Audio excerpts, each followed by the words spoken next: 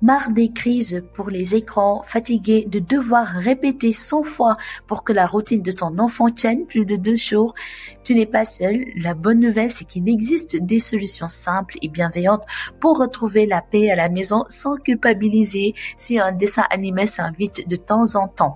Je suis Émilie, coach parent-enfant certifiée, et ici, dans cette chaîne, nous souhaitons voir une génération d'enfants excellents, que ce soit à la maison, à l'école et aussi à travers leur vie spirituelle dans la foi. Dans cette vidéo, je te montre comment créer une routine stable, apaisante, inspirante pour ton enfant avec ou sans écran. Ce sera en fonction de ce que tu souhaites. Donc, nous allons commencer avec la routine. C'est un cadre de sécurité. Les enfants ont besoin de prévisibilité en fait. La routine sécurise ton enfant. Une routine bien pensée réduit les conflits, diminue l'anxiété et renforce la coopération. Donc, commence par découper la journée en blocs simples et visuels. Par exemple, le matin, à midi, l'après-midi, et en soirée, donc le soir. Surtout actuellement où nous sommes en vacances, on passe beaucoup de temps ensemble. Deuxièmement, il faut définir les piliers d'une journée équilibrée. Donc voici ce que on doit toujours retrouver dans une journée d'enfant. La partie mouvement. Premièrement, mouvement. Donc, il faut que l'enfant bouge, soit courir, sauter, grimper. De toute façon, même si on leur demande pas, ils vont toujours courir et sauter. Fille comme garçon. Donc, premièrement, mouvement. Il faut que l'enfant bouge dans sa journée. La créativité. L'enfant a besoin de développer sa créativité à travers des dessins, la construction, la musique, pâte à modeler, ainsi de suite. Troisièmement, interaction. Donc, ça peut être par jeu en famille ou la lecture ensemble. Donc, pour la partie interaction, surtout avec les parents, on peut le réserver soit le matin très tôt ou le soir juste avant d'aller dormir. Quatrièmement, un enfant a besoin dans sa journée d'un temps de calme. Donc ça, c'est le repos, la sieste, le silence. Donc vous pouvez travailler surtout la sieste qui est très facile avec les vacances scolaires. Une fois qu'on a fini de manger, la sieste, et aussi vous pouvez introduire de petits moments de prière, pas que prier en famille, mais à certains âges, vers 5 ans, 6 ans, on peut demander à l'enfant de se mettre de côté dans sa chambre ou dans un coin, histoire de prier. Ça lui permet d'être en silence et aussi ça lui permet de développer sa relation avec le Seigneur.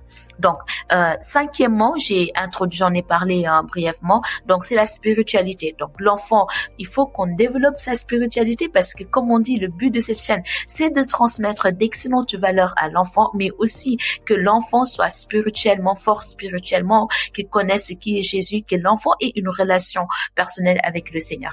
Donc, la spiritualité, la prière, les histoires bibliques, la gratitude, ça peut être tôt le matin ou juste avant d'aller dormir. Et pour finir, en dernier, mais ce n'est pas du tout une obligation, du tout, un peu d'écran si besoin, mais dans un cadre qui est clair. Je le mets en dernier, mais c'est vraiment en dernier et c'est optionnel en fait. Excusez-moi, c'est facultatif, ce n'est pas obligatoire, mais c'est optionnel. Ce n'est pas obligatoire en fait, c'est facultatif, ça dépend des parents. Moi, je vous explique ce que j'ai fait. Dans ma maison, je n'ai pas d'écran. Cependant, j'ai des ordinateurs, téléphones, tablettes et j'utilise les écrans uniquement quand je suis en train de faire les cheveux de mes filles, vu qu'elles sont un peu douillettes. Donc, j'utilise l'écran histoire que je puisse me concentrer et pas tout le temps être obligée de consoler, voilà. Mais sachez qu'en moyenne, les études que j'avais vues basées sur la France, les enfants vont passer entre 3 à 4 heures d'écran par jour. Et là, je parle même pas des adolescents. Ce sont les enfants tout petits en fait. Un peu d'écran, c'est bien si c'est bien cadré, mais pas 3 heures, 4 heures.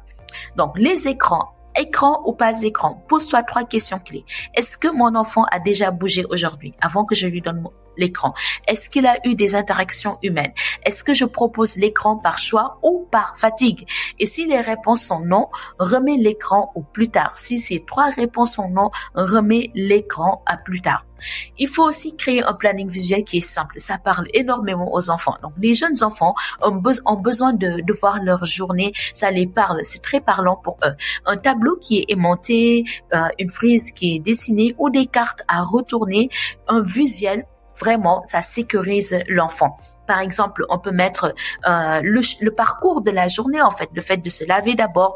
On peut mettre un dessin de baignoire, le fait de manger. Par exemple, on va mettre une biscotte, lire. Donc, on met un dessin qui représente le livre. Ensuite, chanter, jouer et écran pour finir, mais en dernier et au maximum 10 à 15 minutes. Ça peut être l'épisode d'une histoire biblique ou d'un documentaire ou juste de son dessin animé préféré si le dessin animé est en parallèle avec vos valeurs aussi. C'est pourquoi ça doit être accompagné, cadré en fait. Et pour finir, le dodo. Donc n'hésitez pas à créer un visuel pour la routine de votre enfant, histoire que ça puisse être explicite et parlant pour votre petit. Cinquièmement, inclure l'enfant dans la routine. C'est vraiment important et ça lui donne un super pouvoir. Genre, tu es responsable, tu es capable de décider par toi-même alors que, en gros, il n'a pas décidé. C'est ce qu'on appelle les faux choix. Je pense que c'est comme ça le terme. Les faux choix, en fait. Donc, laisse-le choisir entre deux activités que c'est toi-même qui lui proposes ces deux activités. Par exemple, tu préfères écouter un livre audio ou faire de la pâte à modeler. Donc, plus il est impliqué et plus il va coopérer, en fait. Et par rapport au livre audio, j'ai plusieurs podcasts que j'utilise, des podcasts chrétiens qui aident vraiment les enfants à connaître la parole, les textes et aussi à développer leur créativité, à poser beaucoup de questions, à attiser leur curiosité. Je ferai une vidéo spécifiquement sur les podcasts chrétiens que nos enfants pourraient écouter. Sixièmement, prévoir un moment écran dans la routine. Donc, ce n'est pas tabou, mais ce n'est pas non plus une échappatoire. Fixe un horaire, une durée et une règle claire. Tu pourras regarder un dessin animé après la sieste pendant 20 minutes, pendant 15 minutes. Donc, c'est toi qui fixes vraiment la règle et c'est clair. Et aussi, il faut évaluer ensemble à la fin de la journée.